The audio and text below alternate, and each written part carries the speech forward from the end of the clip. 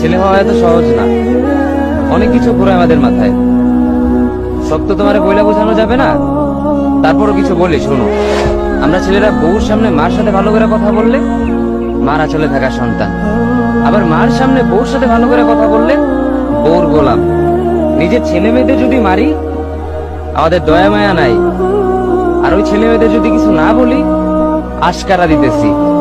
নিজের বউরে দিয়া যদি জব করাই সেই ক্ষেত্রে আমি বউর কামাই খাই, আর যদি বউরে দিয়া জব না করাই আমি সন্দেহ করি।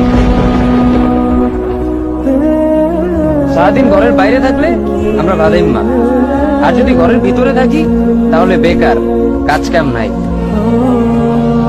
আর এই তোমাদের মেয়েদের গায়ে যদি আমরা ভুলেও টাচ করি না আমরা নির্যাতক, আর যদি তোমরা মেয়েরা আমাদের গায়ে হাত তোলো আমরা কাপুরুষ। আর একটা ছেলে কি বা করে পুরো লাইফে নিজের জন্য? মার ওষুধের থেকে শুরু করে বউ বাচ্চার প্রত্যেকটা সব পালন করার দায়িত্ব একটা পুরুষের। কিন্তু কি লাভ এত কিছু করে? দিন শেষে একটা ভুল করলেই সবাই ভুলা যায় যে কে কি করছে তার জন্য।